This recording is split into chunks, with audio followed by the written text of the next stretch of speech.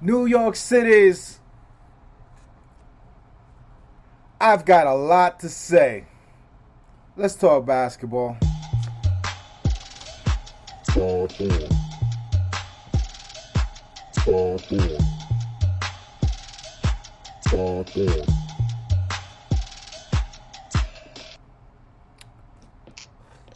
So it like I don't know, Samuel. Is it me? Am I panicking? Am I overreacting? Or does 90% of the Nets roster fucking suck? So, it's funny because I've been thinking a lot about this has been, and in classic fashion, I don't mean to be boring. I actually realize I'm again kind of in the middle because look, the team has had injuries, no Kyrie, Harden looking not like Harden for every other game. Joe Harris is hurt. Joe Harris is hurt. Claxton is ramping back up or whatever he's doing. And but then at the same time, the analogy I give for the Nets this season, and you mentioned before this that you were playing basketball with your son and family, and like the Nets season to me so far feels like. Do you remember playing games? You go to like a local playground and you start playing a group of 5 guys, and you and your friends are up big to start the game, even though there's like kind of no reason you guys should be winning. And then before you know it, you're like, holy shit, it's 7-2 and we're playing to 11. Like, we got this. And then like all the mistakes that you kind of have within your team that in the back of your head is why you guys aren't better start to creep in. And then you lose 11-10 or 11-9, whatever you're doing. Like, that's a bit how I feel about this season, and that like they've squeaked by in some close games. They haven't played well against good teams, and I'm just a little bit like, when is the other shoe going to drop? And when are we going to look at this team and be like, they might have a good record, but like right now, as the way they're presently constructed, they're not that good. Like, they're just not. Sam, you ever watch Rick and Morty? I've seen a couple episodes, but I don't know it very well. Well, because I played basketball with my young son and his cousins, I now look like I have a titty on my elbow. An actual titty on my elbow, because I didn't want to let my kid down. He wanted to play basketball. Unfortunately for him, he's got an old dad. He's seen pictures of his old dad dunking. Wants me to show his cousins that I can still grab the brim. Of course, me being the histrionic soul that I am, wanting to show my son, Dad still got it. I now have bursitis in my elbow. And, like on an episode of Rick and Morty, I have the most attractive elbow titty. Only Rick and Morty fans will understand that one. You do what you have to do for the people you love. You go the extra mile. You do the extra thing. And you end up with a titty on your elbow.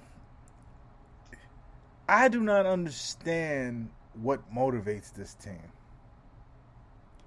I don't understand how this front office, how this squad, this coaching could watch Kevin Durant do everything in his power to win games. And what I found out, because nothing you said was wrong, Sam. Nothing you said was wrong. But I didn't know how right you were until last night. These people called the Brooklyn Nets, this roster, when you get to look at it in the light of day, you ever go to a club and when the strobe light, you think you found your soulmate, and you get him out in the light of the day, the sunlight hit, just like Yeah. the wolves start howling at the moon. Like it's you didn't know what you had in there. And when I get to see this Nets team in the light of day, it's ugly. I have the same fears that you have with James Harden. It don't look good. James don't look good. But how could I be mad at James Harden when what was surrounding him like literally did not outproduce him? Because he still had 11 rebounds, 8 assists, or vice versa. That's still productivity. The team that I saw out there was trash, Sam. I don't know how this roster got so bad. I don't know how Joe Harris being hurt affected this roster so bad, because me personally, I don't know what anyone the person I see getting beat down the most is Steve Nash and James Harden. And I know you probably have some bars for James Harden right now too. But if you're telling the truth, this is the worst supporting cast James Harden played with. Like, if you take away Kevin Durant, he's never played with a team this trash before. But Am I wrong? But here's my thing though, right? Is that, like, if you're just comparing to last year, like, the guys, I don't know.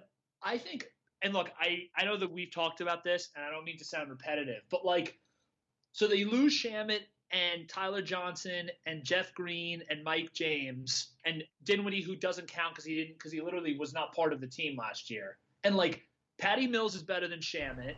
I get that no one is as good as Jeff Green. I totally get that. But they also had LaMarcus for 5 games last year, and they have LaMarcus for way more than that last year. They have Bembry, who's having a really good year. Listen. I'm the biggest Bembry fan there is. I'm happy to see him come on the floor sometime. But that just goes to show how bad our talent is. Bembry doesn't have any scoring instincts.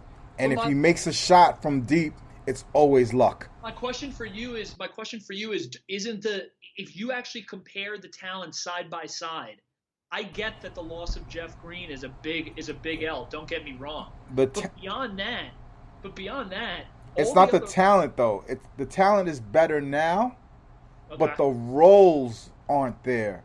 James Harden can never play off ball.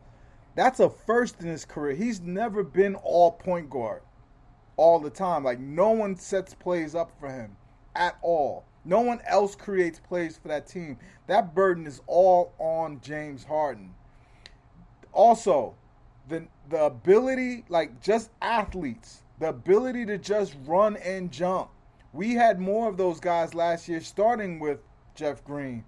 I don't know why they got rid of Alizé, because he could do things that no one else can do, but ball handlers, guys who can actually come down and score. I mean, they weren't great players. They were your typical shitty players, but Tyler Johnson, TLC, Shamet is better than what we have right now. We're doing Javon Carter. I mean, the kids may be good one day. They were better. The kids were better than the guys who played, like the actual Nets. And the biggest loss is Blake Griffin. Blake Griffin bag of jumps has like 2 jumps at the bottom of the bag, and he can't find them. He can't finish a layup. So all of those things put together, and the fact that Nick Claxton went backwards, this is a worse team this year than it was last year. This is what I think.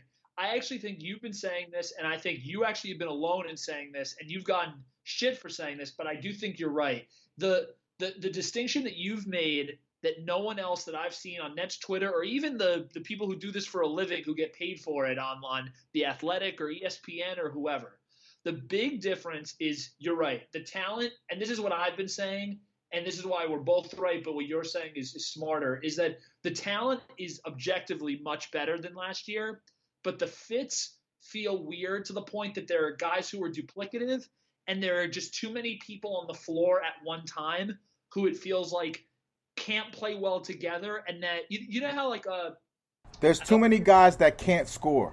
I always give this analogy.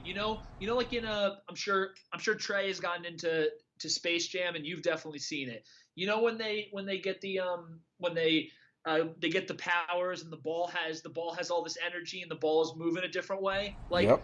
last year, the ball that the Nets were playing with, I don't think it's because they switched from Spalding to Wilson this year. The ball that the Nets were playing with last year always felt alive. It was right. moving. There were fast breaks. There were dunks. There were guys getting out in transition.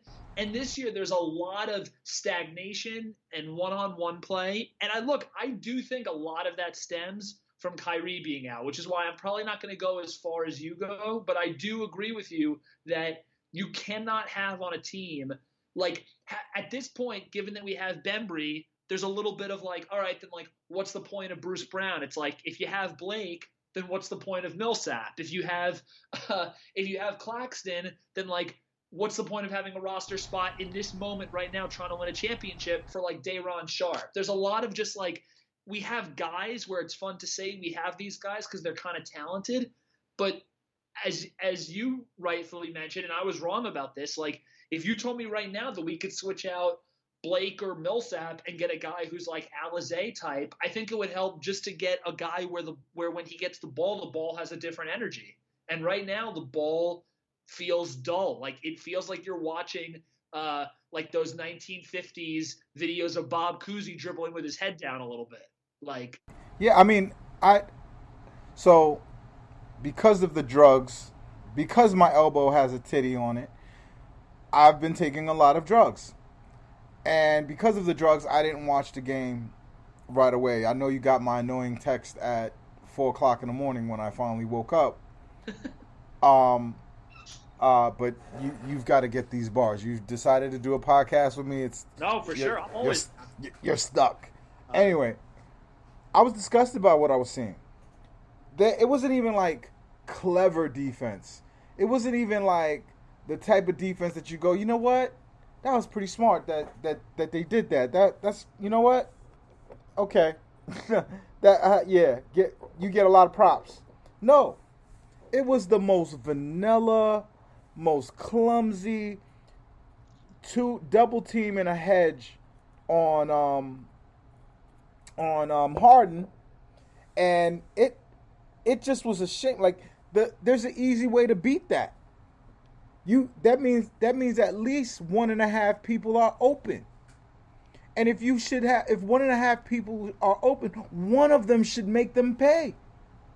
And then the other crippling thing is that I don't know what the hell happened to Nick Claxton, but him and Harden have zero chemistry right now. Like that kid, did he stop being able to jump? Like, before I go further, am I imagining that all of a sudden Nick Claxton isn't a basketball player? What the hell? Good. He looked really good in the. I don't know if you watched how much of the Dallas game you watched. He was great in the Dallas. He played great defense. Yeah. No, he played great defense. Like I'm talking about his offense. Coming out of Georgia, people were like saying that, oh yeah, he's got a pretty nice jumper. He'll be able to shoot from three. His stroke looks great and all this other stuff. But I've seen a nice looking form early on, but has there ever been a drafted in the 30s guy that looked promising and then all of a sudden it's like he just let it all fall out of his pocket or something? What is going on with Nick Claxton, Sam? I mean, look, I think the same way how people think that the hamstring stuff with Harden has slowed him down. I think Claxton looks like a guy who didn't take the offseason that seriously and then got by the way, it appears like got mono, which you called months ago, and which is amazing that you got that right. And people saying strep throat.